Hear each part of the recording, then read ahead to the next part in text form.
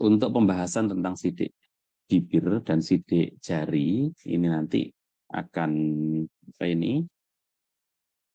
akan saya mulai dari bagian sidik jari terlebih dahulu, kemudian baru kita masuk ke sidik bibir. Nah, sidik jari ini seperti yang mungkin sudah disampaikan di pertemuan-pertemuan sebelumnya, gitu ya, bahwa untuk melakukan identifikasi individu itu secara internasional disepakati ada 3 jenis primary identifiers. Yang pertama adalah DNA, kemudian yang kedua adalah sidik jari, dan yang ketiga adalah gigi. Gitu. Nah, sidik jari ini dipertimbangkan sebagai salah satu metode identifikasi yang dibilang sebagai gold standard, gitu ya. Kenapa gold standard? Karena memang salah satu metode identifikasi yang bisa dibilang mudah dilakukan dan sudah digunakan sejak lebih dari 100 tahun yang lalu. Berbeda dengan apa itu DNA. DNA bisa kita bilang mempunyai akurasi yang sangat tinggi gitu. Cuman untuk melakukan identifikasi berdasarkan DNA ini seringkali diperlukan biaya yang mahal, kemudian diperlukan waktu yang lama juga gitu ya. Nah, yang dimaksud sidik jari ini adalah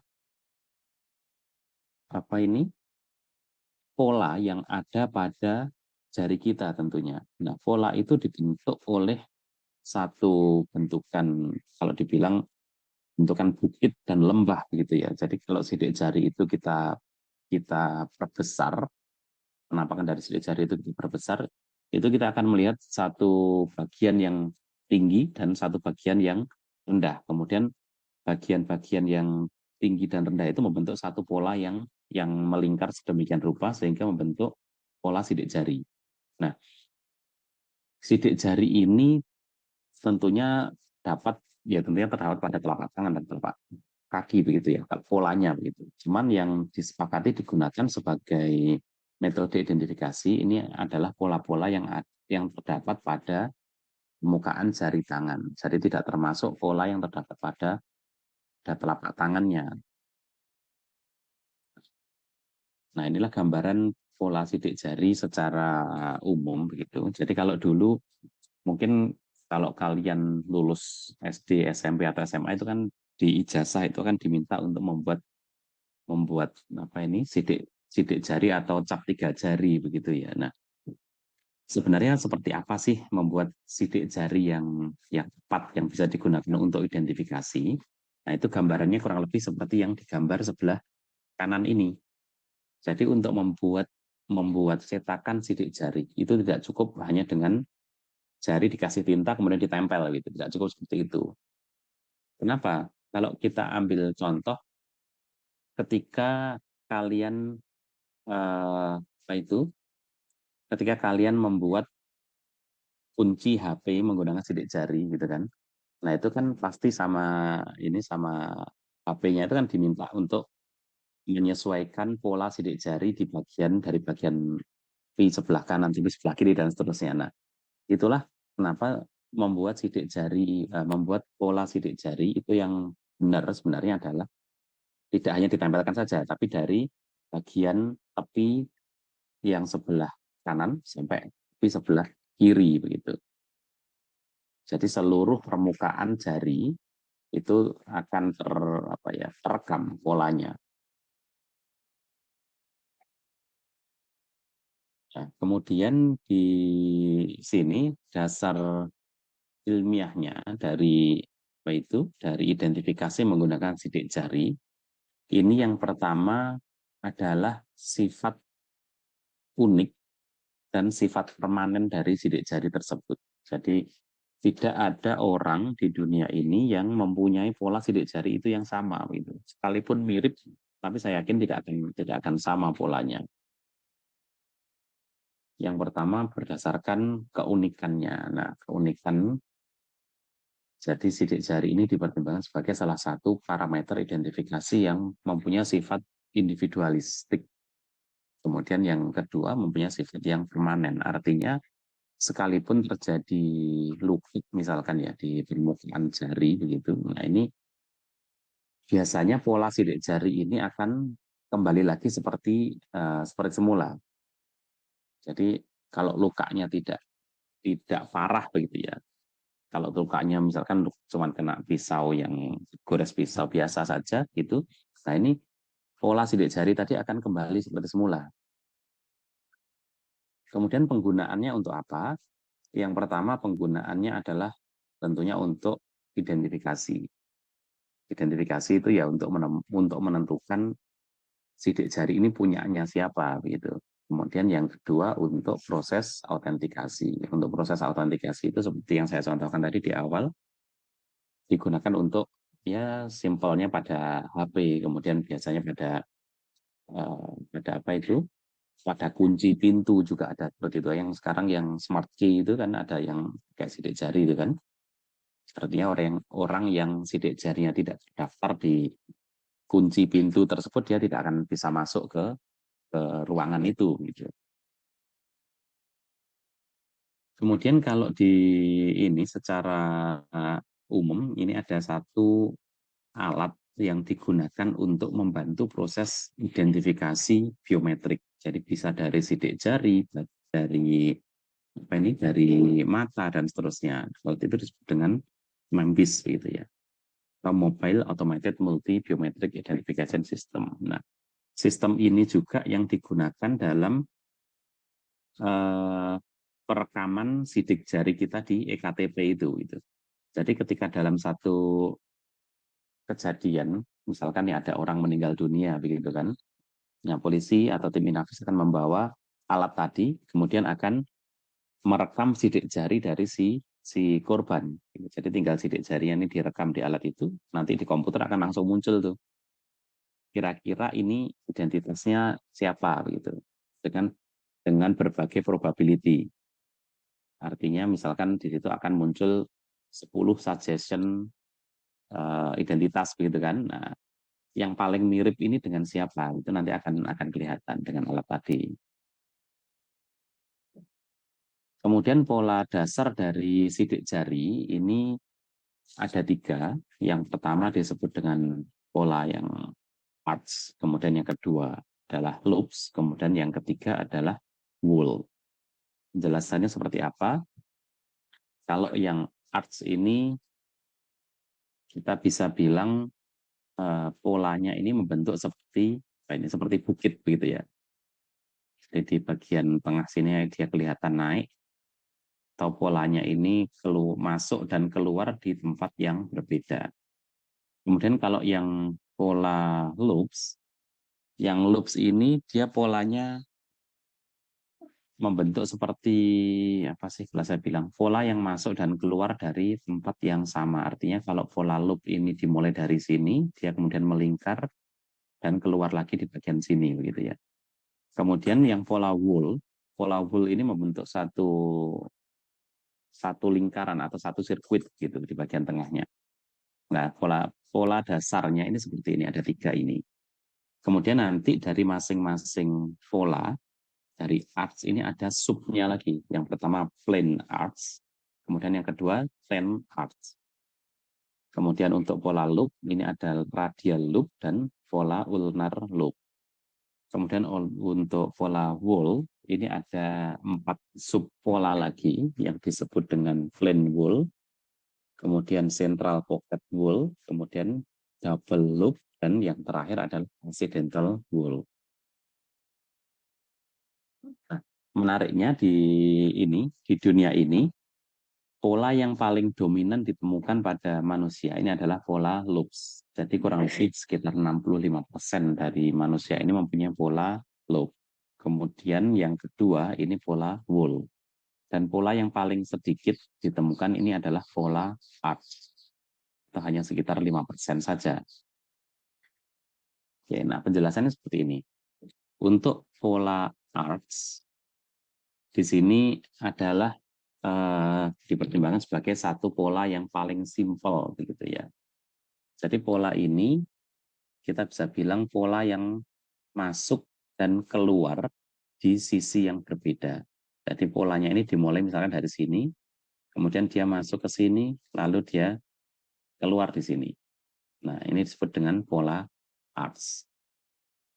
Kemudian dari pola arch ini ada dua kategori lagi atau subpola. Yang pertama plane arch. Jadi plane arch itu pola arch yang biasa aja gitu kan. Kemudian yang kedua ini adalah pola ten arch. Jadi pola ten arch ini, kalau pola plane arch ini kita bisa bilang di sini polanya cenderung bentuk landai. Nah, kalau yang pola ten arch ini di bagian tengah kan ada satu bentukan yang naik gitu. Nah, jadi pola ini masuk ke sini, kemudian dia naik, kemudian dia keluar lagi di sini. Jadi kita bisa bandingkan bentuk apa ini ya, bentuk bukitnya begitu ya. Kalau yang plain bentuk bukitnya seperti ini, tapi kalau yang arch ini bentuk bukitnya lebih tinggi gitu. Membedakan mana plain dan mana fan. Kemudian pola yang kedua ini ada pola loops. Loops ini syaratnya dia mempunyai satu delta. Delta itu adalah pertemuan antara beberapa pola begitu ya. Antar pola sidik jari sehingga membentuk satu, ya ini di sini ada deltanya ini begitu ya. Nah, kemudian pola loops ini dibagi menjadi dua. Yang pertama adalah radial loop, kemudian yang kedua adalah ulnar loop. Oke. Untuk menentukan mana radial dan mana ulnar, kita tentukan dari arah masuknya dari pola ini. Kita lihat di gambar yang ini, foto radiografi ini. Ini adalah gambar radiografi dari tangan kiri begitu ya. Di tangan kita ini terdapat tulang radius dan tulang ulna. Tulang yang sejajar dengan ibu jari ini disebut dengan tulang radius, kemudian yang sejajar dengan kelingking ini disebut dengan tulang ulna. Oke. Nah, kalau misalkan pada tangan kiri, oke, kita lihat gambar sidik jari yang di sebelah ini dulu, yang sebelah kiri dulu. Ini. Kalau misalkan ini tangan kiri, berarti pola ini masuk dan keluar dari arah tulang radial, gitu ya, atau dari tulang radius, gitu. Makanya disebut dengan radial loop. Jadi di sini adalah tulang radius untuk tangan kiri. Nah, tentunya ini akan berkebalikan dengan tangan kanan. Jadi kalau pola yang sebelah kiri ini berada pada tangan kanan, di tangan kanan ini tangan kanan saya gitu, artinya pola itu masuk dari arah tulang ulna. Makanya disebut dengan ulnar loop. Oke. Sampai di sini ada yang bingung kira-kira? Bisa membedakan? Jadi pokoknya untuk menentukan mana radial, mana ulnar, kita harus tahu dulu ini tangan mana. Tangan kanan ataukah tangan kiri.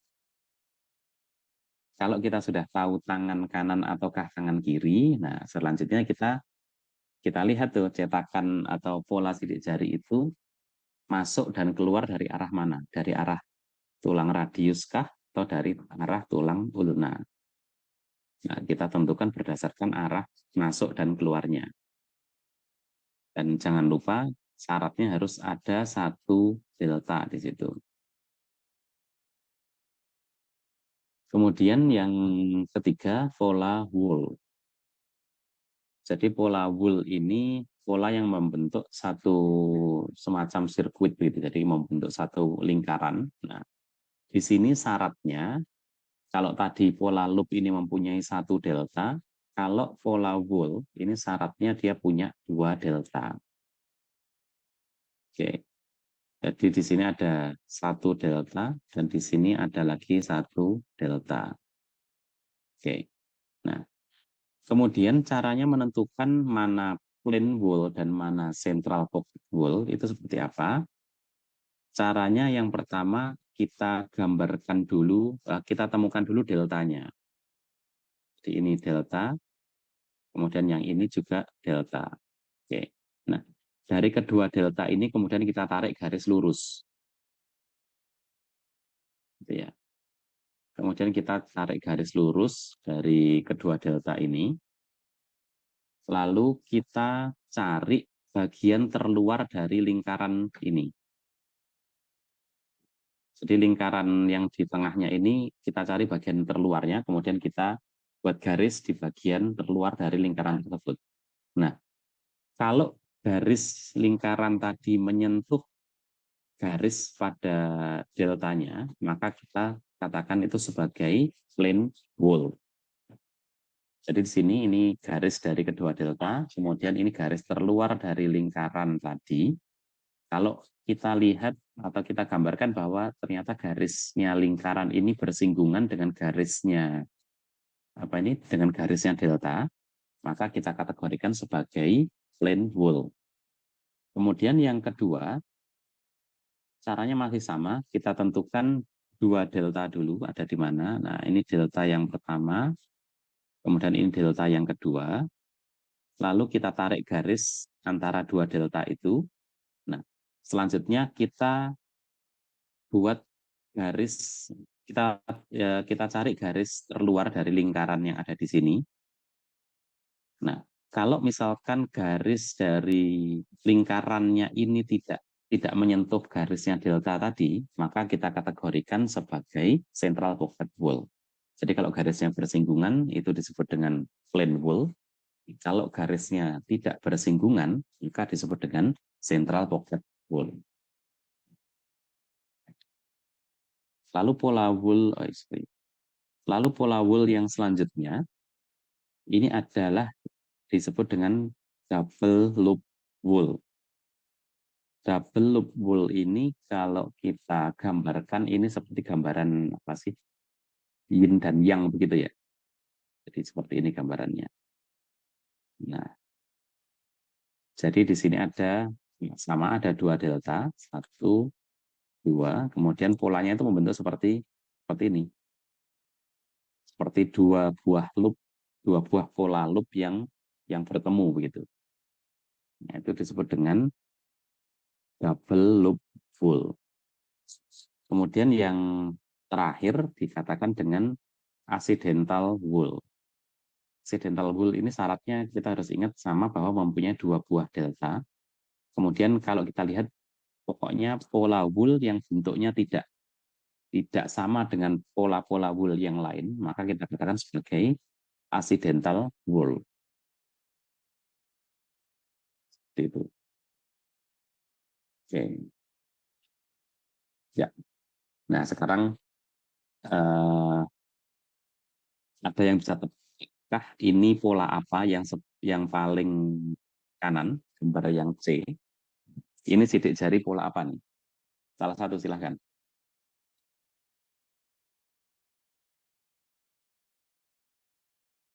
Ada yang bisa? Yang paling kanan, yang gambar C. Helmi, pola apa ini?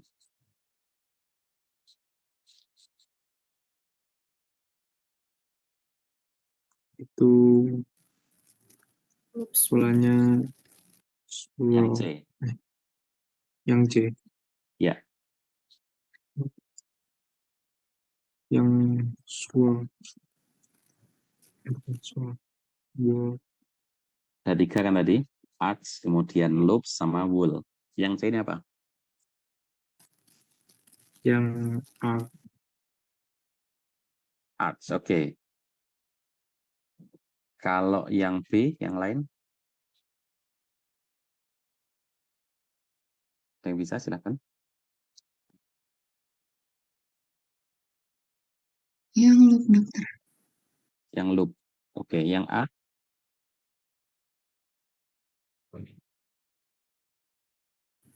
Walls, dokter. Yang A, walls. Oke, sudah pola dasarnya sudah ini ya, sudah paham berarti ya. Jadi pola dasarnya ada tiga. Yang pertama arch, yang kedua loop, dan yang ketiga wall.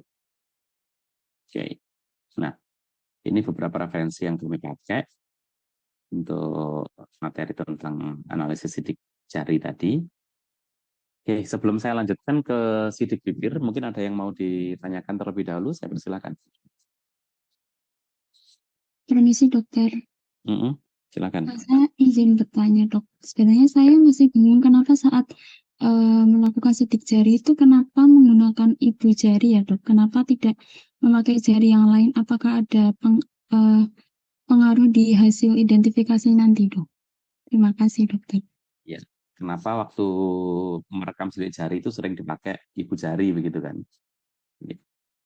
Alasannya simpel sebenarnya. Ibu jari itu yang paling gampang gitu. Yang paling gampang di apa ya? Yang paling gampang ditemukan atau paling gampang direkam polanya. Tapi sebenarnya kalau kalau kalian ingat pada waktu kalian merekam data EKTP, saya yakin itu tidak hanya ibu jari saja yang direkam datanya, tapi semua jari. Idealnya memang seperti itu. Jadi semua jari ini dilakukan perekaman sidik jari untuk digunakan sebagai data antemortem. Gitu. Nah, kalau misalkan nih yang direkam cuma ibu jari saja, gitu. Misalkan ada apa? Katakanlah ada korban meninggal ditemukan gitu kan, korban yang termutilasi. Nah, lalu ibu jarinya tidak ada gitu kan. Kalau kita nggak punya rekaman data dari jari-jari yang lain, identifikasinya kan juga sulit juga gitu. Memang identifikasi menggunakan sidik jari ini sebenarnya tidak hanya fokus pada ibu jari saja, tapi pada semua jari. Kenapa ibu jari yang lebih sering digunakan? Ya karena memang ibu jari yang dipertimbangkan sebagai yang paling mudah untuk untuk diamati begitu. Ya, karena ukurannya juga lebih besar dibandingkan dengan jari-jari yang lain. Tapi idealnya untuk merekam sidik jari ini digunakan semua jari begitu. Itu ya. Jadi tidak hanya pada satu jari saja. Baik, terima kasih dokter. Ya. Ada lagi yang lain? Silakan. Izin bertanya dok. Ya, silakan. Saya izin bertanya dok. Kan setiap manusia itu sidik jarinya itu berbeda-beda. Nah, apa orang-orang forensik itu kok bisa tahu ya dok? Cara identifikasinya apakah langsung dikelompokkan terus langsung tahu gitu dok? Itu siapa atau gimana dok? Oke, baik. Manusia itu kan sidik jarinya berbeda-beda gitu ya. Nah, ini yang sedang kalian pelajari saat ini adalah pola dasar dari identifikasi sidik jari. Gitu. Jadi untuk pola yang saya bilang dasar banget gitu ya. Cuman kita mempelajari adanya arch, loop, dan wool gitu. Untuk kepentingan identifikasi dalam bidang forensik, ini ada klasifikasi yang lebih rumit lagi begitu loh.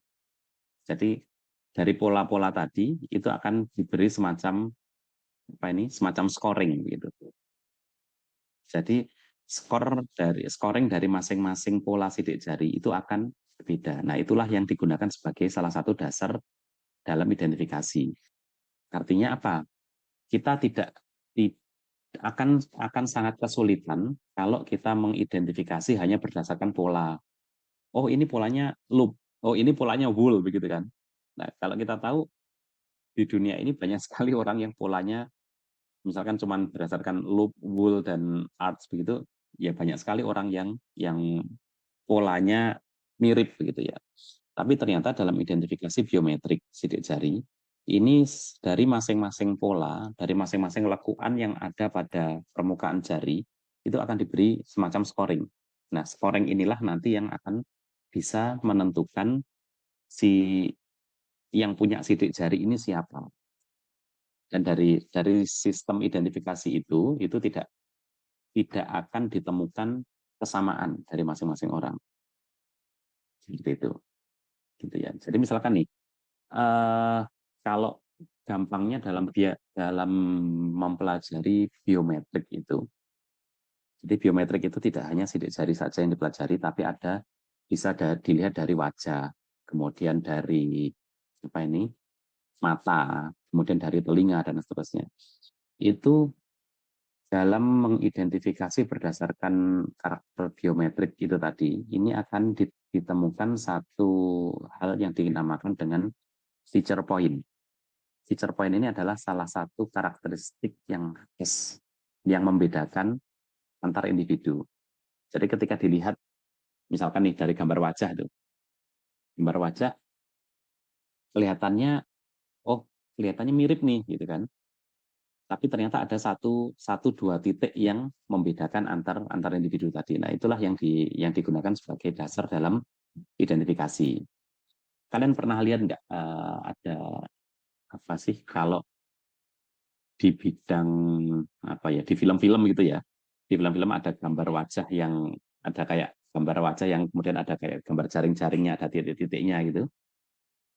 Nah itu, nah itulah yang digunakan sebagai dasar dalam identifikasi biometrik. Nah itu juga yang digunakan dalam sidik jari juga seperti itu kurang lebih gambarannya. Jadi selain ditentukan polanya, ini juga akan ditentukan semacam scoringnya dan adanya feature point tadi, sehingga bisa digunakan sebagai cara atau parameter untuk melakukan identifikasi. Gitu ya. Bisa ditangkap penjelasannya ini. Bisa dok. Oke, baik. Terus Hmm, izin tanya sedikit lagi dok. Oke, silakan. Apakah sama kayak identifikasi gigi dok? Ada kayak metode-metodenya dan lain-lain? Ada. Ya, dalam identifikasi sidik jari ada berbagai macam metode yang digunakan gitu. Cuman di di S1 ini tidak saya bahas secara lebih detail karena memang kami menyesuaikan dengan tingkat kompetensi yang apa ya, yang diharapkan dari pembelajaran S1 ini. Jadi untuk pembelajaran S1 ini istilahnya hanya mengetahui dasarnya saja. Dasar dari identifikasi sidik jari secara ilmiah itu seperti apa. Nanti untuk cara identifikasinya secara lebih detail sampai bisa menentukan identitas individunya, nah ini biasanya akan dipelajari dalam tahapan spesialis. Seperti itu. Baik, terima kasih dok. Ya. Oke, silahkan kalau ada lagi yang mau ditanyakan. Permisi dokter, izin bertanya. Iya, silakan. Untuk yang tadi kan ada bagian lobes, yang radial lobe sama ulnar lobe. Nah itu kan tadi dijelaskan juga kalau arah dari radial lobe sama ulnar lobe itu kan kita harus tahu dari tangannya dulu. Iya. Nah itu kan kalau dari gambar itu berarti hmm, yang radial lobe itu yang radial lobe itu biasanya yang sebelah. Kayak kalau misalkan tangan kiri berarti harus jempol ya dok? Apa gimana dok? Nggak harus jempol juga sebenarnya. Bisa semua jari gitu ya. Jadi misalkan nih, ini tangan kiri saya begitu ya. Ini tangan kiri saya. Artinya di sebelah sini ini adalah, ya ini kan ibu jari nih. Yang lurus dengan ibu jari ini adalah tulang radius. Yang lurus dengan kelingking ini adalah tulang ulna gitu ya. Misalkan saya ambil sidik jari dari jari tengah saya ini, ya kan? Kemudian sidik jari itu masuknya dari arah sini. Setelah saya cetakkan di atas kertas, nah, pola sidik jari itu masuknya dari arah sebelah sini, searah dengan arahnya ibu jari begitu ya. Artinya saya bisa bilang bahwa pola sidik jari di sini kalau misalkan itu loop, ini adalah radial loop gitu. Begitu juga untuk apa ini, untuk jari kelingking gitu ya. Misalkan jari kelingking kemudian pola sidik jari itu masuk dari searah ibu jari dari sini, kemudian keluar lagi ke sini. Nah, itu berarti arah radial loop juga. Tapi ketika pola itu masuknya dari sebelah sini, nah dari arah jari kelingking sini, kemudian keluar lagi dari ke arah jari kelingking, maka disebut dengan ulnar loop. Itu ya. Bisa dibayangkan nggak? Bisa dok. Bisa ya. Berarti untuk berarti setiap jari itu tidak menentukan kayak misalkan semakin dekat ke tulang ulnanya itu pasti sidik jarinya ada dari ulnar loop itu tidak Oh, tentu enggak. ya dok. Enggak. Ditentukannya dari arah masuknya dari mana gitu. Arah masuk Baik, dan Dok. keluarnya dari mana. Ya. Kan dari arah dekat jauhnya dengan tulang radius atau ulna. Gitu ya. Iya. Oke, ada lagi silakan. Sebelum saya lanjutkan ke lip print. Izin bertanya, dokter. Iya, silakan. Apakah memungkinkan apabila sedari lahir manusia itu nggak punya sidik jari, dokter? Kalau misalnya nggak punya itu, bagaimana identifikasinya ya? Terima kasih, dokter. Apakah mungkin dari lahir tidak punya sidik jari? Saya rasa kok nggak mungkin gitu ya. Gitu ya. Cuman memang tebalan dari sidik jari ini yang bervariasi. Ada orang yang apa ini tangannya halus banget gitu, sampai seolah-olah sidik jarinya itu nggak kelihatan gitu. Tapi sebenarnya itu tetap ada sidik jarinya gitu.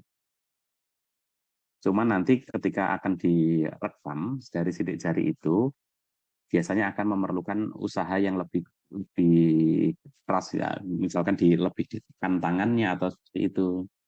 Tapi kalau kalau orang yang tidak punya sidik jari, sampai saat ini saya masih belum pernah membaca referensi yang menyebutkan itu gitu ya. Yang saya tahu bahwa semuanya memang punya sidik jari, cuman memang ketebalan dari sidik jari ini yang bervariasi. Kenapa? Karena sidik jari itu selain digunakan untuk identifikasi, ini juga punya fungsi dalam ini ya, dalam kita beraktivitas sehari-hari gitu loh. Pola yang ada pada telapak tangan ini kan membuat membuat apa ini telapak tangan kita itu lebih mempunyai istilahnya lebih mempunyai kemampuan untuk menggenggam atau untuk memegang suatu barang gitu kan gitu. Nah, kalau misalkan tangan itu tidak ada sidik jarinya, halus gitu aja, ketika kita megang satu barang ini bisa dipastikan akan gampang jatuh begitu. Nah, salah satunya selain digunakan untuk identifikasi, ini digunakan juga dalam hal fungsional dalam kita beraktivitas sehari-hari. Jadi rasanya kalau yang tidak punya sidik jari, sampai saat ini saya masih belum pernah menemukan atau belum pernah membaca adanya referensi yang menyebutkan begitu. Yang saya baca bahwa semuanya pasti punya sidik jari. Gitu. Baik, terima kasih, dokter. Ya, oke. Saya lanjutkan ya, kita tinggal sebentar lagi. Kemudian untuk yang selanjutnya ini kita bahas tentang sidik bibir gitu. Nah, sidik bibir ini akan saya bahas singkat saja di sini, nanti mungkin akan diperdalam di praktikum gitu ya. Sidik bibir ini tentunya pola yang terdapat pada permukaan bibir begitu ya. Kenapa sidik bibir ini digunakan untuk identifikasi? Dasar ilmiahnya itu sama dengan sidik jari tadi, bahwa sidik bibir ini bersifat unik, kemudian yang kedua bersifat permanen. Artinya kalau misalkan ya katakanlah ada sariawan di bibir kita gitu kan, itu pola sidik bibirnya tidak akan berubah. Jadi misalkan ya ada sariawan yang besar gitu di permukaan bibir gitu kan. Nah kalau sariawan itu kan tampaknya di lukanya sariawan itu pola bibirnya kan, sidik bibirnya kan kayak terputus gitu kan. Nanti ketika sariawan itu sembuh, polanya ini akan kembali lagi seperti awal. Kalau nggak percaya, coba aja gitu. Coba aja bikin sariawan di permukaan bibir. Jadi before afternya difoto itu kan. Before sebelum sariawan itu difoto pola sidik bibirnya seperti apa. Nanti setelah sariawan difoto lagi, kelihatan polanya berubah nggak? Gitu. Saya yakin nggak akan berubah. Ada satu studi yang mengatakan bahwa pola sidik bibir antara laki-laki dan perempuan ini berbeda, sehingga sidik bibir itu bisa digunakan sebagai salah satu sarana untuk identifikasi jenis kelamin gitu ya. Itu seperti itu, ada yang mengatakan begitu. Cuman ada yang mengatakan juga bahwa sidik bibir ini tidak spesifik untuk menentukan jenis kelamin. Ini tergantung dari populasi yang digunakan dalam penelitian tersebut. Lalu yang disebut dengan sidik bibir itu yang mana sih gitu kan? Kalau yang disebut dengan sidik bibir tentunya adalah bagian yang berwarna merah muda dari permukaan bibir kita ini. Jadi di luar bagian yang berwarna merah muda ini bisa dikategorikan sebagai sidik bibir.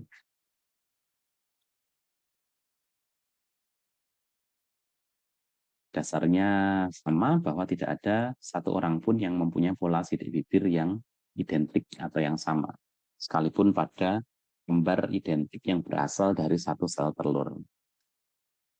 Kemudian kelebihan dari identifikasi sidik bibir ini apa? Berdasarkan penelitian yang dilakukan oleh Soros di tahun 2010, ini dikatakan bahwa sidik bibir ini merupakan satu alat biometrik yang pasif. Artinya kita tidak perlu berinteraksi dengan alat biometrik itu untuk melakukan identifikasi. Kenapa? Karena misalkan nih, kita bisa mengambil foto dari bibir seseorang dari jarak yang jauh sekalipun. Kemudian kita bisa mengidentifikasi polanya. Nah, ini akan berbeda dengan identifikasi sidik jari. Kalau kita mau identifikasi sidik jari, kita nggak bisa kan langsung ambil foto dari jari seseorang gitu tanpa tanpa apa ya istilahnya, tanpa membuat cetakannya terlebih dahulu gitu. Nah, bibir ini karena posisinya berada di bagian depan dari tubuh manusia, ini cenderung akan lebih mudah ketika diambil fotonya seperti itu. Itu yang pertama. Kemudian yang kedua, dikatakan bahwa mempunyai akurasi yang tinggi, hampir sama seperti sidik jari. Yang ketiga ini hampir sama dengan yang kedua, yang pertama tadi, bahwa memang lokasinya ada di bagian depan dari tubuh manusia sehingga lebih mudah untuk dijangkau. Kemudian yang terakhir ini sidik bibir ini, identifikasi berdasarkan sidik bibir ini dapat dikombinasikan dengan identifikasi atau metode biometrik yang lainnya, seperti wajah, suara, karakteristik suara, dan seterusnya. Gitu. Karakteristik suara ini juga bisa digunakan sebagai salah satu cara untuk melakukan identifikasi begitu ya. Jadi ada penelitian yang menggunakan biometrik berasal dari suara, yang mana dari penelitian itu kita bisa menentukan atau memperkirakan identitas seseorang hanya berdasarkan suaranya saja. Ini kira-kira punyanya suaranya siapa, ini suaranya siapa, berdasarkan suara saja ini bisa diidentifikasi. Kemudian kekurangannya dari identifikasi sidik bibir ini yang pertama, karena bibir itu adalah jaringan lunak. Tentunya ketika terjadi suatu kejadian, misalkan bencana begitu kan, bencana massal, entah itu berupa bencana alam ataukah berupa bencana yang disebabkan karena human error dan seterusnya, ini seringkali bibir ini mengalami kerusakan sehingga akan menyulitkan dalam identifikasi. Kemudian yang kedua, ini kekurangan yang menurut saya paling kurang banget gitu kan. Nah, kekurangan yang kedua apa? Bahwa tidak ada data antemortem yang merekam dari pola sidik bibir itu. Kalau sidik jari, kita bisa pastikan hampir semua orang di Indonesia atau bahkan di seluruh dunia itu mempunyai data antemortem berupa sidik jari gitu kan. Tapi siapa yang peduli dengan sidik bibir gitu? Nggak ada yang merekam sidik bibir ini sebagai data antemortem. Jadi tidak ada database-nya. Inilah yang seringkali menyebabkan kesulitan dalam satu proses identifikasi. Karena apa? Tidak ada data pembandingnya. Jadi percuma juga kalau kita mengidentifikasi, kita punya data postmortemnya lengkap banget nih. Tapi nggak ada nih data antemortemnya nggak ada. Gitu. Lalu kita bandingkan dengan apa gitu kan? Ketika tidak ada pembanding, maka identifikasi tidak akan bisa berjalan. Oke. Kemudian yang ketiga, kurangannya adalah bahwa mukosa bibir ini beda dengan jaringan kulit yang lain, misalkan sidik jari atau jaringan kulit pada telapak tangan gitu. Ketika kita menyentuh sesuatu, sudah pasti tertinggal pola sidik jari di situ. Nah, berbeda dengan sidik bibir gitu. Sidik bibir kita tidak selalu menyentuh sesuatu yang ada di sekitar kita gitu kan. Nah, ini. Sehingga pola sidik bibir ini ditemukannya hanya pada beberapa tempat yang terbatas saja. Misalkan pada alat makan, di gelas, sendok, dan seterusnya. Pada baju, kemudian pada kulit juga kadang ditemukan juga gitu kan. Pada leher, pada dagu, pada tangan, dan seterusnya. Seperti itu. Artinya tidak semua tempat atau tidak semua bagian yang disentuh oleh seseorang ini pasti meninggalkan sidik bibir. Kemudian penerapannya untuk apa sidik bibir itu? Yang pertama untuk identifikasi individu tentunya. Kemudian yang kedua untuk penentuan jenis kelamin. Nah, jenis kelamin ini seperti yang saya sampaikan tadi, kadang-kadang pola sidik bibir ini spesifik antara laki-laki dan perempuan pada populasi tertentu. Tapi pada populasi yang lain, ini kadang-kadang tidak menunjukkan perbedaan antara laki-laki dan perempuan. Lalu klasifikasinya seperti apa? Untuk klasifikasi sidik bibir sebenarnya ini ada banyak sekali. Cuman fokus kita pada pembelajaran forensik ini adalah klasifikasi berdasarkan Suzuki dan Tsuchihashi. Kenapa? Karena secara internasional klasifikasi ini dipertimbangkan sebagai klasifikasi yang mudah dan lebih banyak digunakan. Gimana dengan klasifikasi yang lain? Klasifikasi yang lain sebenarnya ada juga, cuman tidak banyak orang yang menggunakannya untuk identifikasi. Nah, ini misalkan klasifikasi dari Santos, Renaud, Afsaya, dan seterusnya. Kemudian fokus kita di sini nih.